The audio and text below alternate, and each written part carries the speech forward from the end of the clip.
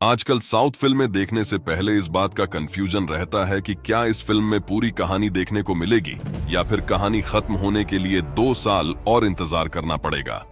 KGF हो, पुष्पा हो या फिर कटप्पा ने बाहुबली को क्यों मारा का जवाब हो, ये फिल्में देखने के लिए हमें मेकर्स ने 2 सालों का इंतजार करवाया। यही वजह थी सलार देखने की एक्साइटमेंट के साथ साथ थोड़े डर के साथ इस फिल्म को देखा। और दोस्तों क्या बताऊं, ये डर सही निकला, क्योंकि सलार की कहानी यहाँ खत्म नहीं होती। इस कहानी को पूरा होने के लिए आपको सलार के दूसरे पार्ट का इंतजार करना होगा। फिल्म के पार्ट 2 से आपत्ति नहीं है, लेकिन एक कहानी खत्म हो जाए और नई कहानी की झलक दिखाकर फिल्म खत्म हो तो पैसा वसूल का समाधान तो मिलता है। जैसे हाल ही में अजय देवगन की भोला या शाहरुख की जवान में हमने देखा था। सलार अगर देखनी है तो आईमैक्स थिएटर में देखें, क्योंकि ये फिल्म ऐसे ही बड़े थिएटर्स के लिए बनी है, वरना इसका म्यूजिक सिरदर्द बन सकता है।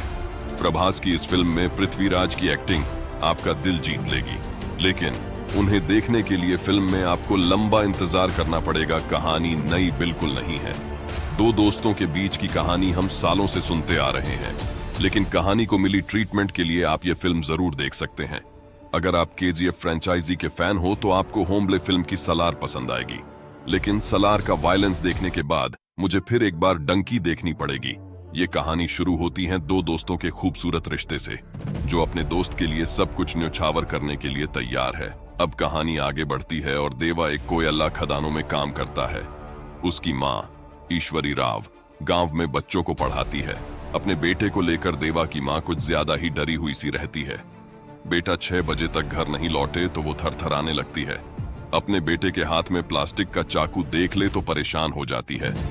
आखिर इस डर के पीछे की वजह क्या है? ये सवाल फिल्म देखते वक्त आपके जहन में बार बार आएगा। देव और रुद्र यानी वरदराज मन्नार की दोस्ती का क्या हुआ? इन सवालों के जवाब जानने के लिए आपको थिएटर में जाकर सलार देखनी होगी। सलार का निर्देशन प्रशांत नील ने किया है।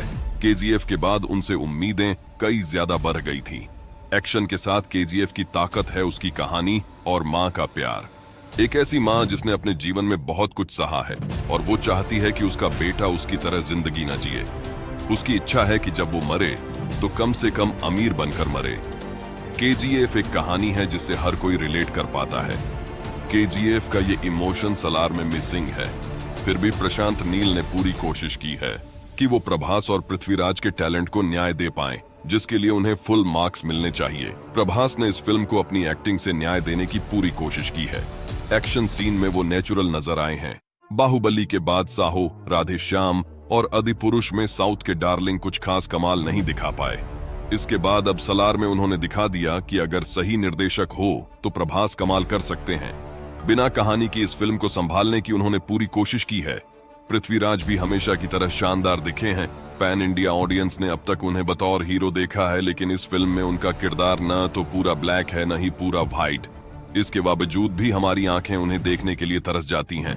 प्रभास के साथ तुलना की जाए तो इस मलयाली सुपरस्टार को कम स्क्रीन स्पेस मिली है। वहीं श्रुति हासन भी सिर्फ कुछ ही समय के लिए फिल्म में है।